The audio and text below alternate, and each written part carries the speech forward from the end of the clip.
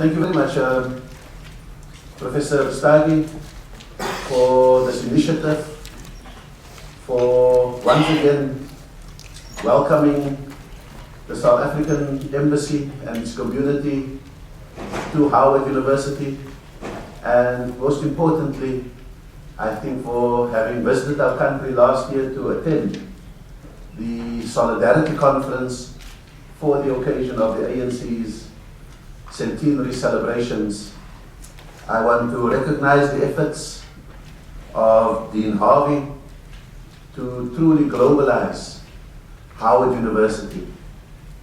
I think that it's a recognition that while America remains the largest economic power in the world, that increasingly its fortunes are tied with what happens in the rest of the world, and if we don't build a cadre of young American students who are rooted in the American economy, but freed to pursue opportunities across the world, you face the danger of insulation, you face the danger of isolation, and you face the danger of recession. And that really is why I think the Center for Global Business Studies is such an important component of the Howard University School of Business. I also want to recognize someone who was a neighbor of mine in Cape Town, in Pinelands, Professor Snell. It was great to see you here, and I miss bumping into you, because the one thing that non-whites enjoyed about moving into former white areas was the variety of breads you can find. Before, in our townships, it was either a white bread, a brown bread, or a crushed wheat. When you came to Pinelands and you saw that there were hundreds of varieties of breads, still less than what you can find in Safeway or Whole Foods in America, but mind-blowing for us who just moved in there. So it's great to see Professor Snell. I also want to say that I persuaded my wife Rashida, who's with me today, that after many Valentines, this Valentine will be an outing that will feed the mind. And so she's agreed to be my Valentine at Howard University. And I'm very happy that members of the South African Embassy is here with us. I see so many heads of departments and sections. Herman Jacobs, who is our socioeconomic development section head. Nomonde Kundu, who leads us in health. We've got Tandi Fadane, who leads our corporate services, and the rest of them. And it really, when I see them all here, I wonder who is in the shop. But they say the shop is here today. I'm also very, very honored that South Africa has been asked to do the inaugural lecture in an ambassador's lecture series. I think it will be a wonderful journey for all of you to go through this whole lecture series and to be able to experience the energy, the dynamism, the challenges and the successes of what is happening across the world, and particularly across the African world. And so I think that that's really what I want to come and speak to you about. But the fact that South Africa is so well represented, and this is the inaugural week, also has so much to do with this being a historic week in South Africa. On Monday, the 11th of February, was the 22nd anniversary of the release of Nelson Mandela from prison after spending 27 years in prison. That was the moment when South Africa was set free. That was the moment where we could unleash that African spirit to start engulfing the world with something new and something wonderful. That was the moment when South African children could dream about more than simply surviving the day. That was the moment when we took our destiny in our hands and said that we can be a democratic, non-racial, non-sexist, and free society. And that was the moment that we could start planning not only our political future, but also our economic future. We knew it wouldn't be easy. We knew there'd be many challenges, but we knew that we now had to grasp that opportunity and make something of it. And so, as that happens, and within an hour or two, our President will do the State of the Nation address, as President Obama did the State of the Union address on Tuesday evening. I think this is a critical moment for South Africa to be able to speak to a new generation of young Americans who too, after long battles for civil rights, you have become the inheritors of the dashed hopes and dreams of your forebears. There were many of your parents who couldn't be what you can become simply because they were black. There were many of your great-grandmothers and grandfathers who could only dream about being factory workers and could only dream about being farm workers, but had a dream for their children to be what they could not be. And so when we come together in an auditorium like this, we have a far greater responsibility than any other student, particularly those of lighter skins. Because we don't carry only our own ambitions. We carry the ambitions of the generations before us who could not dream because of the color of their skin, the texture of their hair, and the accents on their tongues. And therefore, we must carry this burden as a happy burden, eager to fulfill those kind of dreams. And I am an ambassador of an African country, South Africa, who was the last African country to be freed. And when South Africa in 1994 was freed, the rest of Africa could start growing. Because while apartheid occupied the southern tip of Africa, no African country could develop. No African country could focus on the economy. While Africa was the playground of the Cold War, the Americans having their sphere of influence, the Soviets having their sphere of influence, the African people were the collateral damage. They were caught up in this ideological battle between East and West, between socialism and capitalism. And Africans suffered. But with the diminishing of apartheid and with the ending of the Cold War, Africa could start moving forward. And unless we understand that, unless we see that historical picture, we will not be able to fully contextualize why Africa has forever been represented in our imagination as the continent that has no hope, as the continent that is doomed to disease, poverty, and failure. Why Africa, in our imagination, was the continent with countries ruled by dictatorships and one-party states. Why Africa was presented to us as a continent that is fundamentally backward, not because of what was done to it, but because of what was done by it. And therefore, I think that when we come together today to kick off this Ambassador Lecture Series, and we do it in Africa and from the southern tip, South Africa, I think we come to share here with you a vision of an Africa that has glimpsed its future, and the future looks good. It's a well-established fact today that 7 African countries are amongst the 10 fastest growing economies anywhere in the world. Imagine of the top 10 fastest growing countries in the world, 7 of them come from Africa.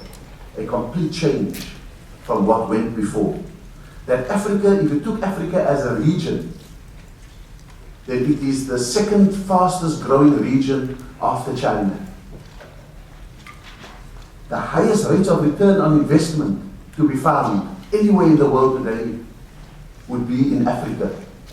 For every dollar that you invest in Africa, you get an 8% return on that dollar. If you were to invest it anywhere else in the world, your returns would be 3% on average. If you were to invest that same dollar in the United States of America, your returns would be 1.5%. That's where Africa fits in. And that's where Africa is going. Of all the arable land available for agricultural production, all over the world, 60% of it is in Africa. From Africa being the recipient of food aid, we can now begin to think of Africa as the guarantor of food security for the world. It can provide food for Africa and for the world. And suddenly, you've got a burgeoning middle class. A middle class of about 300 million people who have money, who want to have things, and who can be integrated into the world economy.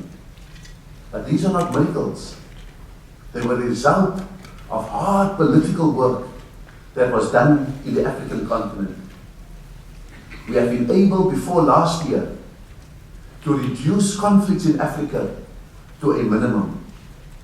From Africa having civil wars and strife in almost half of the countries of Africa, today there are probably about 5 countries only that are showing that level of conflict. We have gone out to resolve conflicts and to build stable democracies, to establish human rights, and to roll out the rule of law so that we all live by a set of rules in Africa. We've also built an institutional architecture, a political architecture and an economic architecture. Today, the African Union will expel a country, as we have done with Madagascar, that when you seize power and you don't get government through an election and you seize power through an army, you will not be a member of the African Union and you will not enjoy the benefits of trade and investment that comes from being a member of the African Union. Those were the enormous sacrifices politically that were made in order for Africa to begin to glimpse a good economic future. As we sit here today, in the last 2 years we have seen new threats emerging to Africa's political stability and to Africa's economic potential. We are probably a year away from resolving the Zimbabwe issue. The constitution, a new constitution for Zimbabwe is being finalized. It will soon be put to a referendum for acceptance by all the people in Zimbabwe, and then for the first time in a long time, we will have free and fair elections to determine who will be the government of Zimbabwe. So that's a conflict that I think we need to keep our eye open for. We have seen an almighty scramble in the east of the Democratic Republic of the Congo and Rwanda for the rich resources, the minerals that lie within that region. And we need to make sure that there are not unscrupulous companies fanning conflicts in order to rather get that goods through the black market as opposed to getting those goods through the open markets. Some of the most precious materials that must be in every cell phone that we all carry around come from that region. And sometimes our cell phones are cheap because those goods come through the black market and not through the open market. So every time you make a call, think of someone who died in a genocide in Rwanda, someone who died in a conflict in the eastern Congo, for you to be able to make that phone call or to text that message or to do whatever you do on your cellular phones.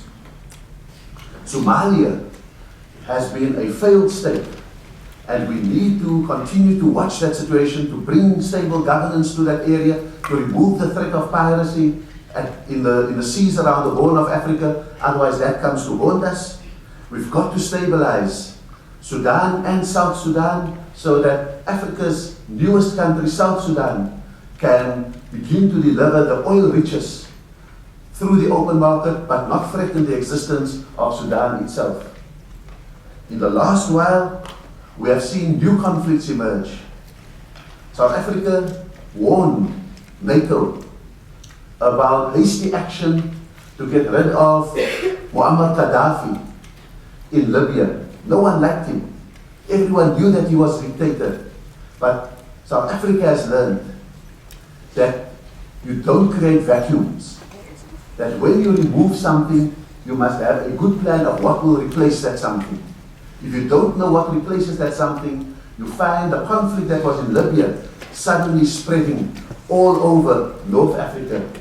Now we've had the hostage crisis in Algeria, coming from the arms that were taken out of Libya.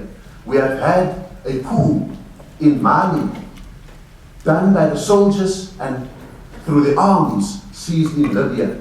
We have an uprising of Muslim fundamentalists in northern Nigeria, which was just a little protest, but when Libyan arms and Libyan mercenaries came to them, they suddenly transformed themselves into a full-on movement for the secession of northern Nigeria. And so the Maghreb and the Sahel is the desert region of Africa, and the Maghreb is the northern Mediterranean region of Africa. Suddenly, they are less stable than they were before because of actions which had good intentions but were badly conceived. Because when you make a decision in New York, or you make a decision in Washington or in Paris, and you don't think about the consequences, and you don't have to live with the consequences, then you can make very short-sighted decisions that can destroy the dreams of Africans just at the moment of their greatest promise. The second area that we've got to watch out for in Africa, other than the conflicts, is that we've got to manage and plan for crucial demographic shifts, shifts in population, shifts in the pattern and behavior of people in the next few decades. Population projections say that by the year 2050, the world population would have increased from its current 7 billion people to 9 billion people. However, Africa's share over that same period, currently today, Africa has 10% of the 7 billion people. But by 2050, Africa will have 19% of the 9 billion people. We will have more people in Africa. The United States and the European Union have aging populations. They are less productive and they are getting older, and the emphasis in those countries are on pensions for the old and Medicare for the old. However, Africa will have the opposite challenge. 50% of the world's population under the age of 35 will be in Africa. Can you imagine that 50% of the youth of the world will be in Africa? That could be a blessing or a curse. And how we plan for it to be a blessing is going to be absolutely crucial to the way forward for all of us at business schools, not in Africa, but across the world. If we cannot get institutions like the business school or the Center for Global Business Studies at Harvard to think about what to do with the 50% young people in Africa, if you're not going to think about how to get entrepreneurial skills to them, how to ensure joint ventures across the Atlantic Ocean between young people here and young people there to establish joint ventures and businesses, that 50% of young people in Africa will be a curse. They could either come to you as entrepreneurs, or they could come to you as migrants, or they could come to you as terrorists. And those are the challenges that come from these demographic change. We've seen migration patterns across the world, from rural to urban areas, mostly the poor. From poor countries to rich countries in Africa. South Africa has had the most immigrants over the last 5 years of any other country in the world. Sometimes when the United States deals with its movement of people from Mexico and South America into the United States, you think you're sitting with the world's worst problems. The truth of the matter is that South Africa has been the biggest recipients of immigrants, of refugees, of any other country in the world. And we have to manage that. And we don't get the skilled people only. We get the unskilled as well. We get the war veterans from civil wars as well. We get the hardened people from some of those countries.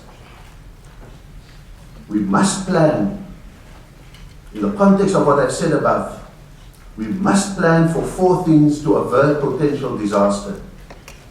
We've got to have a revolution in education and skills development. Otherwise, we will sit with frustrated youth. We must have managed urbanization. We must plan for new housing. We must plan for infrastructure, for water, electricity, sewage, and all of those and roads. We must build social cohesion. We must build tolerance amongst people. We must build the ability to coexist and to learn each other's languages. Otherwise, we will have fights that, as we've seen in South Africa, based on xenophobia, the hatred of foreigners. Otherwise, we will see political campaigns on anti-immigrant basis and so forth. And we must minimize natural disasters. We've got to get a hold of climate change. Otherwise, areas that should be giving food to people will be in drought. Areas that should be safe for people will be faced with floods. We will see weather patterns that will destroy the way in which we go forward. And we've got to prevent exclusion, economic exclusion, and gross inequalities amongst people. Societies can manage, like the USA, if you have a wide middle class where everyone, by and large, earns in a band on average between $75,000 and $120,000, you can manage a society like that because it's not facing enormous implosion. But when you're facing a situation where you have a very rich elite and a very sprawling mass of poor people, and the gap between them is enormous in income, you face potential dangers in that society. We've got to manage all of those things. Let me give you an example that is an indicator of that economic exclusion. In Nigeria, which is one of Africa's fastest growing economies, the growth rate in GDP is 9 touching 10%. That's enormous if you consider that the US growth rate is about 2%. Nigeria is reaching 9%. A country like Mozambique is already in double figures. But let's stick with Nigeria for a moment. That with a growth rate of almost 10%, 80% of a population of 150 million people, imagine 80%, are locked out of the financial system. They don't have access to banks.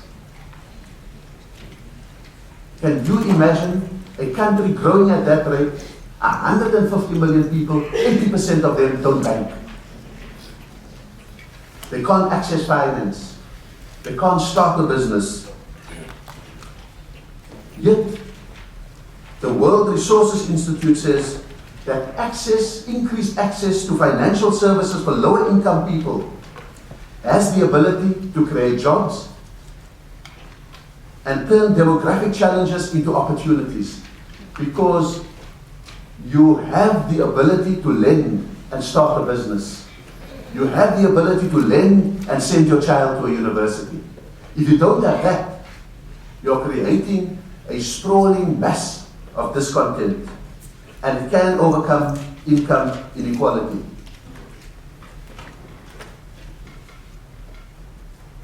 And so, the good news is that Africa has started to understand these challenges that it faces and has poised itself for further growth, to absorb this growing young population. There's an ICT surge across the African continent. Africa has taught the world how to skip generations of technology. In the United States, you started off with Bell and the telephone. For many, many decades, the United States has had fixed line telephones, sometimes those big black ones or those gray ones, or whatever the case may be. And then you've moved slowly into cellular technology, and now we're getting into the next generations of Facebook and social media and so forth. Africa has within 2 decades jumped from the drum to the cell phone. It doesn't have, except for South Africa, it doesn't have the fixed line communication that is needed. Everything is now through cellular technology. In much the same way, the United States has had to go through the big personal computers that you put on your desks, and now they're all onto the laptops, and they're now moving to the tablets. Africa is jumping from having had nothing to the tablets and doing all the things on that. Surrounding the African continent are 2 submarine fiber optic cables that have enveloped the continent with fiber optic connectivity. And now we are moving across the continent and creating those connectivity. And 2 years ago, South Africa launched its second satellite, the New Dawn, that sits above the equator, and where people don't have the cell phone masts to relay signal or the television cables to relay TV stations, that New Dawn satellite creates that connectivity. So we are jumping technologies in Africa in order to overcome historic deficits in our continent.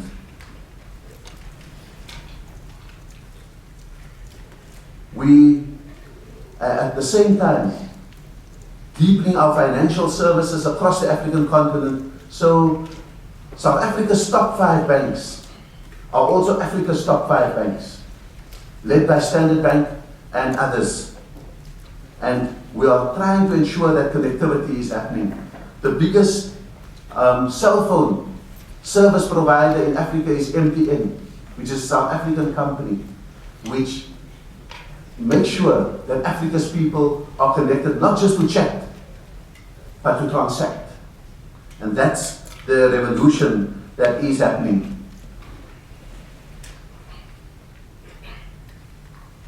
The Economist Intelligence Unit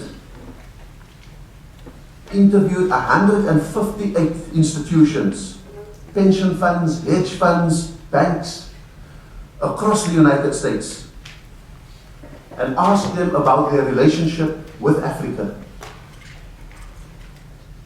Of the 158 institutions, 1 out of every 2 institutional investors said that they recognize Africa as the most attractive investment region for the next decade. So 1 in 2 have made the recognition. Doesn't say that they have the courage yet to do something about it, but they recognize it. 1 in 3, a third of the 158 CEOs, said that by the year 2016, they would have put at least 5% of their portfolios in Africa. 1 in 3 will put at least 5% of their portfolio, investment portfolios, in Africa by the year 2016. That is the beginning of a move. Our job as the South African Embassy is to A, let the facts speak for themselves, and B, to build courage. Because we need, and this is where Howard University and its historical links with South Africa and the anti-apartheid struggle is very important.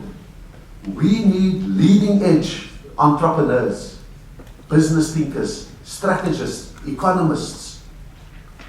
We need those people to help the move across the African continent, not only because Africa needs it, because Africa does need it, but not only because Africa needs that investment. I believe the United States needs to invest in Africa for the sake of the United States. If you have returns on investment in Africa of 8%, why would you invest it here for returns of 1.5%?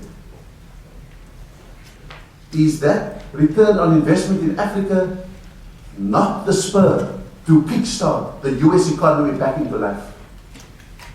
If you can't sell goods here, if you can't sell your cars here, what prevents the United States from setting up a plant in Africa, in South Africa, and selling their cars to that growing middle class of 300 million people? Why give that entire market to Tata from India, to Toyota from Japan, and Kia from Korea, when you have this long history of car building in the United States? John Deere has seen that potential. John Deere has understood that it can export a few tractors every month, or it can open a plant, as they have done north of Johannesburg, and now build the tractors there for farmers across Africa and preparing for the day when that arable land comes into cultivation. And that's the strategic perspective that we need tomorrow's economists, tomorrow's entrepreneurs, tomorrow's business strategists and advisors to actually carry. And you are probably best placed to lead that process towards Africa. Because those same managers and fund managers have already worked out through their research that the number one sector for investment in Africa is energy and natural resources, because those have the best returns.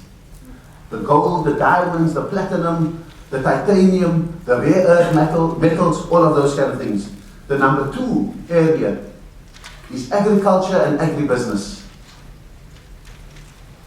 And the number three area would be in areas of real estate, construction, and all of those things. Financial services is the next area where people want to take their funds, put it with funds in a place like South Africa, and let them manage it in retail and wholesale and other sectors of the economy.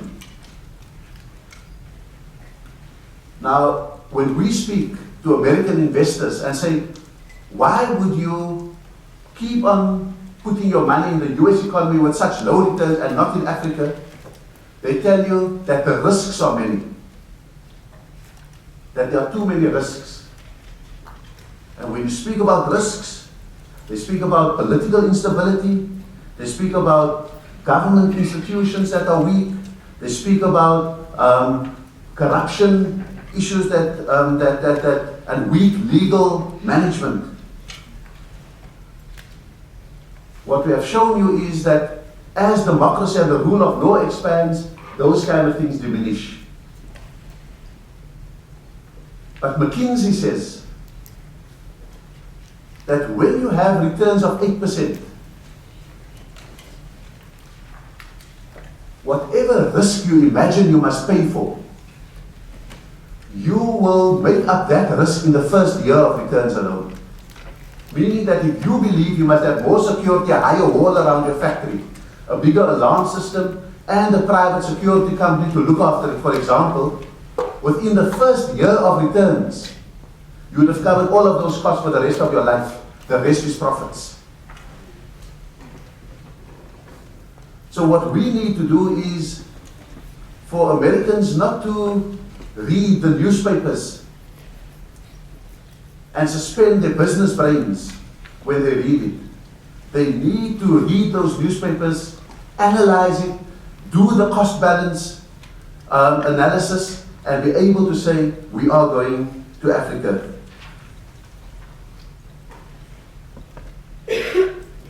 Finally, I want to answer the question, how do you get into Africa? But I want to answer it because I know that some of you are going to focus your visits on BRICS without the R. Russia is the only country I believe that you are not going to be visiting in the foreseeable future, but Brazil, India, China, and South Africa is definitely on the agenda. If you add the R and you have BRICS, the question, I was invited by Boston University last year, and one of the students, in a very challenging way, said, Ambassador, does South Africa deserve to be in BRICS? And my response was, South Africa did not ask to be in BRICS. BRICS asked South Africa to be in BRICS. Now that student had probably read the remarks by Jim O'Neill, the head of Goldman Sachs. Now Goldman Sachs, they formed the notion BRIC. They said that these are the emerging economies in the world that will take the world by storm. And it's right. Because the emerging markets, of which BRICS is key, controls 15% of the world economy, meaning that $10 trillion of the world economy is in the emerging market. Ominously for the United States, 40% of the world's currency reserves are in the emerging markets. 40%. Now that's why so much of the currency reserves of the USA is tied up in China. So you must be very happy that another candidate did not win the election because he was going to cancel the relationship with China on day one. Not knowing that 40% of the currency reserves are in the emerging markets. And BRICS has a third of the global population. Already 1.5 billion people in China, 1 billion people in India. That's where the market is. Only 350 million people in the United States. They can only eat so much. They can only drive so much. They can only buy so many homes. The growing areas are in the emerging markets. So Jim O'Neill said he doesn't understand why South Africa is in BRICS, because they've got the smallest population. They've only got 50 million people. India has 1 billion. They've got the smallest economy compared to the others. They have the lowest GDP growth. But can you imagine, of all the BRICS countries, South Africa has the third highest GDP per capita, meaning that the income of our people is far higher than the income of Chinese people individually. Because we've got a small population, our people can have an average of $1,000 income. Whereas in China, they have an average of $10 income with that 1.5 billion people. And of all the BRICS countries, South Africa is the easiest country to do business. But why is South Africa in BRICS? And why did BRICS ask South Africa to join me? And this is, when I answer that, you will know how you must answer why the United States should be doing business with South Africa. Because BRICS understands that of all the African countries, South Africa has the second best banking system, not in Africa, but in the world. Our banking system didn't collapse in 2008. The Johannesburg Stock Exchange is the #1 best regulated stock exchange, not in Africa, in the world. That's why it didn't collapse. We have the best auditing standards in the world, not in Africa, in the world.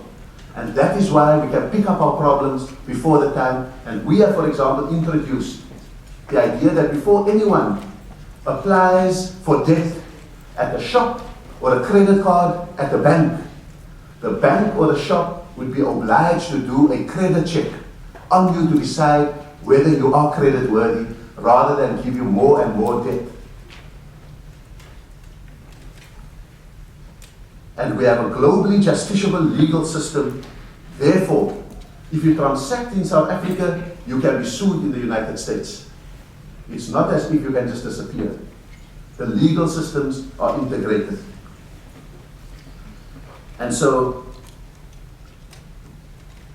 BRICS knows that South Africa is the gateway into the rest of the African continent, based on those things. We have the most advanced manufacturing capacity on the continent of Africa. Manufacturing is 15% of our GDP. Other countries grow faster than South Africa, but they grow on the basis of one product, oil or gas. We grow on the basis of exporting to the United States Mercedes-Benz C-classes. Every Mercedes-Benz C-class that drives in the USA is manufactured in South Africa. Every 3 Series BMW that you see driving around here is made in South Africa. We go even more sophisticated that when an American has cancer, the medical nuclear isotopes that are used in the treatment of cancer are the ones that we manufacture out of having destroyed our atomic bombs. South Africa is the only country that has destroyed its atom bombs and turned it into uranium for the fight against cancer. We send that to the United States. We have the most advanced infrastructure, and we'll invest per year further 80 to 150 billion US dollars in our infrastructure. You must depart Dallas Airport and look at it, and arrive in Johannesburg Airport and look at it, and tell me which is the next generation airport. You must drive in DC and drive in Johannesburg and tell me which roads you can drink your coffee in while you sit in the car without the lid on.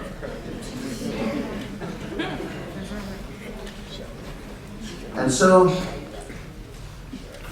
South Africa is the catalyst for political reform in Africa and economic integration in the African continent.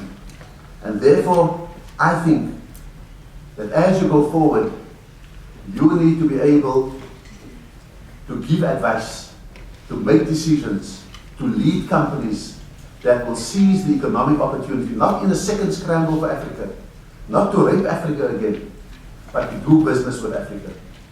I tell you that all the figures say that you can only succeed. All the history tells us that those who have invested, and you can increasingly go to General Electric, John Deere, Ford, and they will tell you only stories of economic success on the African continent. We need a new generation of American business leaders who are not afraid of Africa, but will embrace it. We need a new generation of American business leaders who will build the courage to cross the Atlantic and to say, our salvation economically lies in Africa.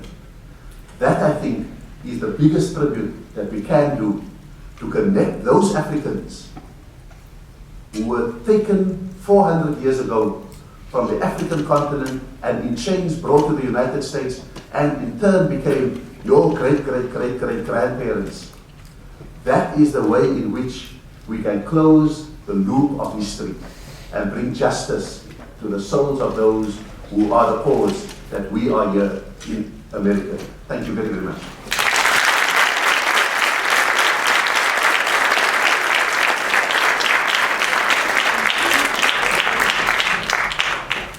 Thank you very much, Ambassador. I think now we're going to get some questions from the audience. So the floor is open. Good morning, everyone. Ashley Harris, fifth-year accounting MBA student. You spoke a little bit about the how Africa checks to make sure that people are credit-worthy before they give them loans and credit cards and things like that. Do you think that the United States has a greater responsibility to tighten lending standards for people who seek those loans from U.S. markets? I think that if the United States has not learned from the 2008 collapse, from which today it is still suffering, then it is going to be foolish in the extreme. We're here for 2.5 years on what a regular basis we get offered. Credit cards and credit at stores and so forth. That would never happen in South Africa. You don't entice people to live in debt and to live beyond their means. And I think that in the first instance, the collapse of 2008 was a collapse of an economy that was not in savings mode, but was living off debt. And if you were to look at the deficit of the federal government in the United States, it's 15 trillion, which is equal to the income of the United States per annum and its expenditure. And they're going to raise the debt ceiling again in March. So I think that we anticipated some of the temptations that our people would fall into and made it absolutely essential that shops and stores don't have the freedom to entice you into debt. They've got to think hard before giving you that debt. They've got to do the background check. They've got to fill in a form that goes to the revenue service so that the revenue service can correlate that also against your income and your tax rate. And so I think that in a very real sense, that is certainly something that the United States has to consider, not only I think at the corporate level, but certainly also at the individual level. Eric Igwe, second-year MBA student. You mentioned a lot about in terms of there's so many investment opportunities in Africa, and of course we have many investors trying to come into Africa. But is there any governing body that checks and makes sure that investors are going there to not only, of course, make business, but also to serve the interests of the low-income, middle class of Africa, as opposed to the upper, 1% of Africa who just really benefits off the investments? I think that we don't have many debates in South Africa, and certainly not in Africa as you have in the United States, about the precise role of government. We believe that governments need to govern. That it doesn't mean that governments replace the private sector, but that a good private sector can only be as good as the regulatory framework in which it works and on the infrastructure on which it depends. So we have a metaphor in South Africa that you can only make music on a violin when the violin is held by a steady left hand and is played by a creative right hand. You cannot make music only with a creative right hand if nothing holds the violin. And you cannot have music if there's only a strong left hand without a creative right hand to make it. You need both. And so I think that the debate which was summarized in "They Didn't Build It," that debate is really a debate about the relationship between government and its private sector. And I'll answer the question more precisely in a minute. But the background to that question is that we need government to set the regulations. We need government to build the infrastructure, because otherwise you can't get your goods to the harbor and you can't get your goods out of the harbor. And we need government to enforce certain standards such as credit checks and all of those kind of things. But government also has a different role. Government is given, in South Africa certainly, growing across Africa, government is given by its population, by its citizens, the right to tax. And so our corporate tax rate is about 28%. And our individual tax rates would be, for the lower income would be nothing, and for the highest income would go up to 45%.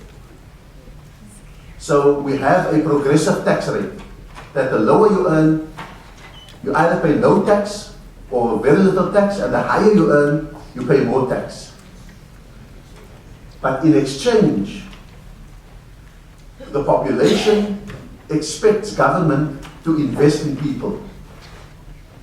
And so we don't rely on, if Juan Hernandez has a company, the Juan Hernandez Corporation, we don't wait for Juan to establish a corporate social investment foundation to do good to the poor and to choose that he will give it to his church.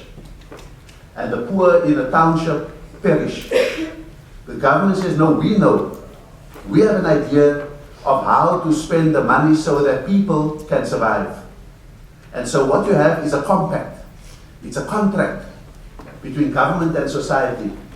That government has the right to tax, but government has the obligation to spend socially on people. And that is why we have a health system that for certain categories of people, especially children, pregnant women, and others who can't afford, it's absolutely free. Whether you're coming there for an antenatal test or whether you need a transplant, you're not going to rot on the veranda of the hospital because your insurance isn't in order. Government has an obligation to look after you when you're vulnerable. When you turn 60, you don't have to look at what you, if you are down and out, you get a pension every month.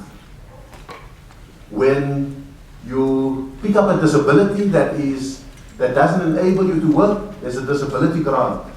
And every child who goes to school gets an equivalent of, how many dollars would it be? Like 200 rand. 200 rand divided by 10 is about $20. $20 a month every child gets to feed them while they are in school. And so the way in which the system operates is that the government creates a safety net so that no one falls through the cracks of society while we are growing the economy and getting more and more people to find jobs in the economy. And so that, I think, is the one way in which we try to balance out the possible gap between an elite and the low-income earners, and it's what we would call not only the economic wage, but the social wage. What the state puts in to prevent people from falling through the cracks of society. I should look this way also. Then let me do that, and then there, and then I think there's one there. Okay. I'm Adisha Radegui, first year MBA student. My question to you is, you made mention of the risk involved in investing in Africa. What is government putting in place? What measures are they putting in place to mitigate this risk? You talked about political instability and security.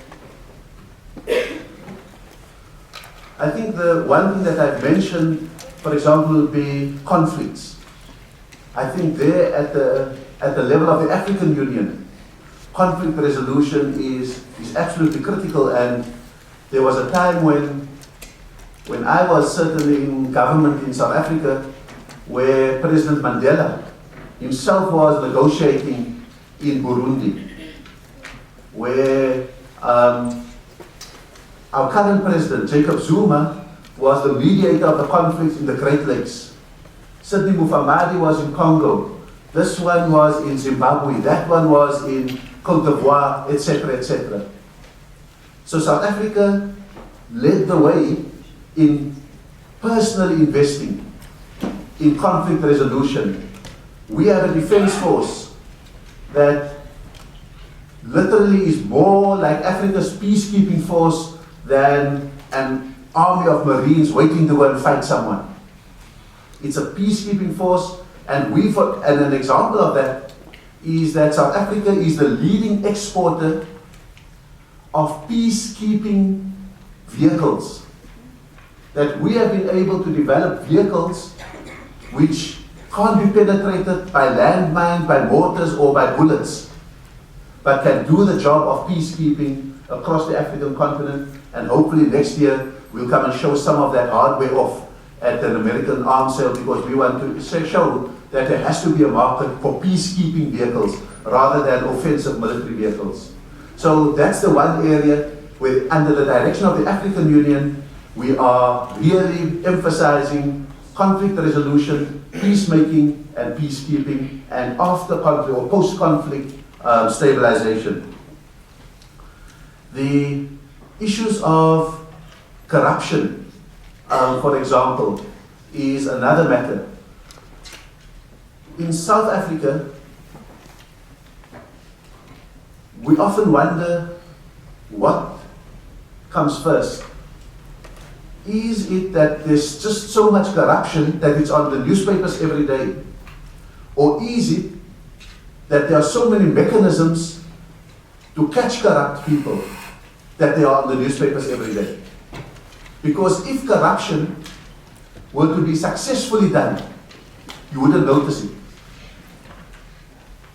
But when someone is, if I can use the term, incompetent in his corruption, you will be caught. Or if the system is so adept at catching it. So what, in short, I'm saying is that there are increasing mechanisms in order to deal with issues of corruption.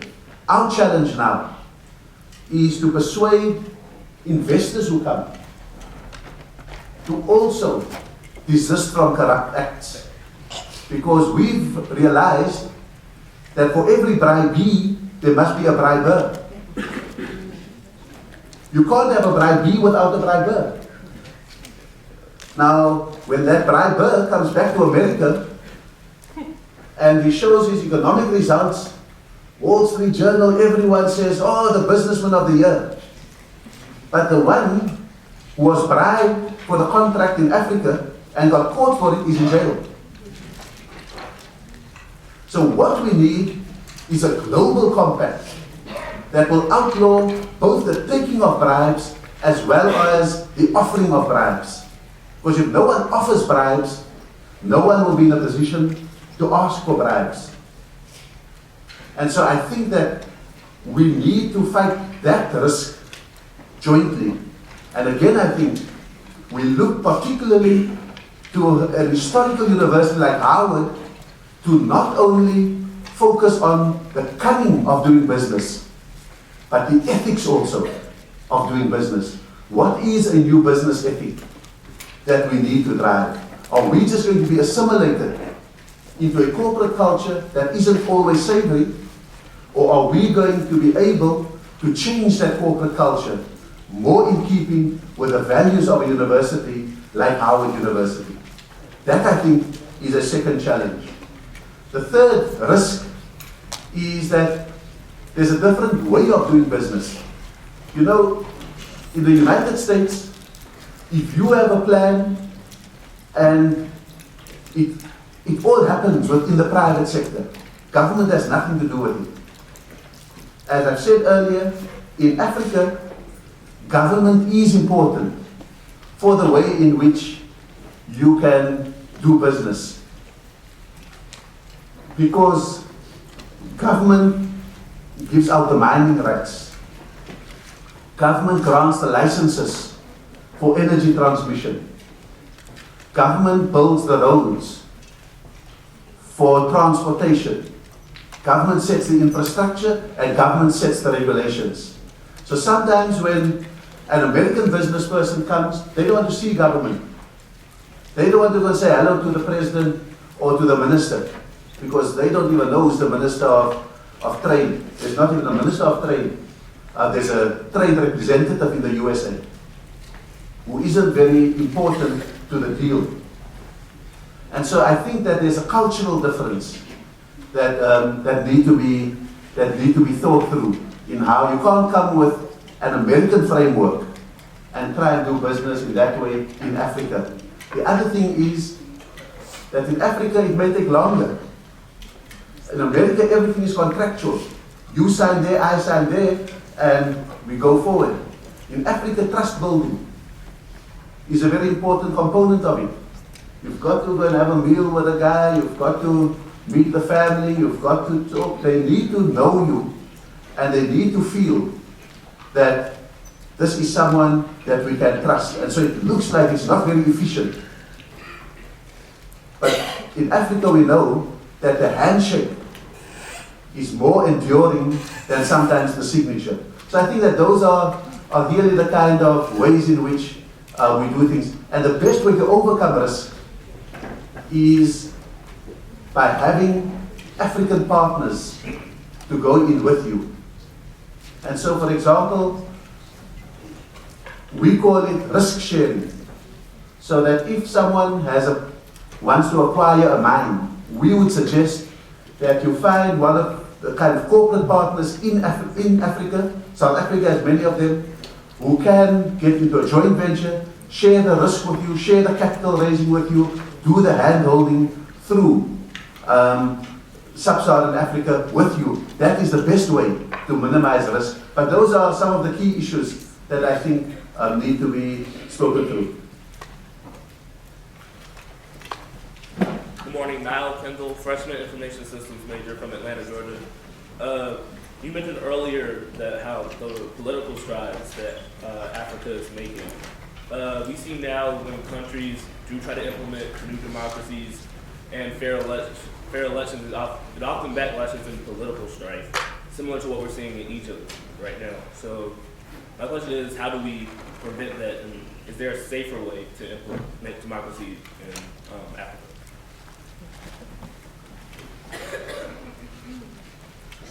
I think in the State Department of the United States, they have included countries like Egypt, Algeria, Tunisia, Morocco into their Middle East region, and everything below them into the Africa region. So by and large, it has often meant that the United States has had a bifocal approach in this matter. One lens sees Egypt under Mubarak as part of important non-democracies, but our national interests are critical. And so their tolerance level for the absence of democracy historically has been more. But sub-Saharan Africa, which hasn't had the same kind of critical national interest for the United States, have been held to a absolute democratic lens that the United States has suspended some other countries, for example, from AGOA, because they were not democratic or they lost their democracy. So I think it's two different standards, and so from the US side, we must first decide whether the United States has a single standard or whether it has dual standards in terms of how it views democracy. Because if you send a mixed message, you will get mixed results. If you say, if you have oil, we'll tolerate your autocracy. But if you don't have oil, you must be a democracy. I think that that's really the first step in it. The second step is that democracies don't always bring the results that you want. And so in Egypt and Tunisia, and they know in Syria, and they will experience it in Yemen and so forth, that the ones that Mubarak vilified, like the Brotherhood, that when democracy comes, the Brotherhood wins. So the US is surprised. Now the US has tried their hand, for example, in Palestine. They said, we want democratic, free and fair elections in Palestine. And the last election that the Palestinians had, Hamas won. And the US then was the first one to not recognize the outcome of the election. Now we've got to choose then, is democracy only working when it works in our favor? or can we live with the outcome of democracy as it is? Then the third thing that we've got to decide is, how do we look beyond the incumbents and build institutions that are democratic? A civil society that can hold to account, a working parliament, etc. And so, for example, when President Morsi in Egypt said that all powers will reside with him, there was a big outcry. But no one had an outcry when the army suspended the elected parliament. And so President Morsi says, how come you cry now when I'm saying that I want to keep these powers with me, but you didn't cry and condemn when Parliament was suspended?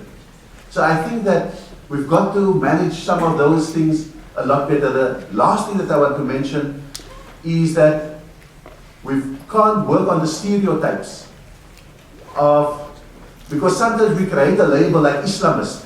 So we've historically called the Brotherhood and others Islamists. Now they win the election, but we have the same word for the Brotherhood that we have for the Taliban and for Al-Qaeda. Now someone must swallow their pride and say, okay, maybe this is not the same Islamist as that. So let's call them Muslim, and then see whether that opens up a new way of working with them. So I think that that really, for me, seems to be some of the critical preconditions for bringing democracy to a place like Egypt and the Middle East.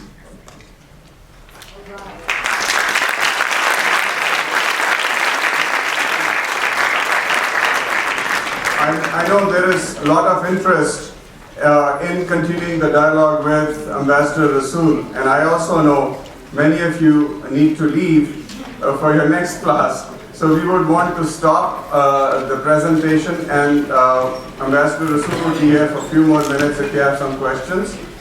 But I do want to put it in context. Ambassador Rasool gave a good 1-hour lecture on operations management.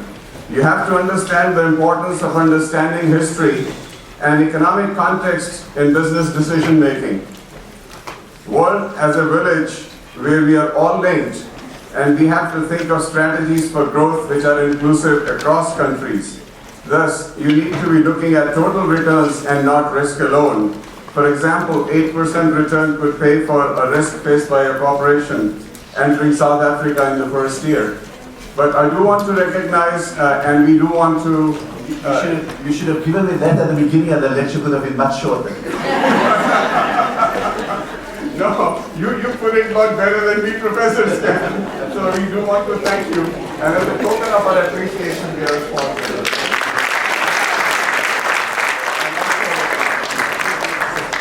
Now, given that it's Valentine's Day, we do have a small gift for you. Thank you very much.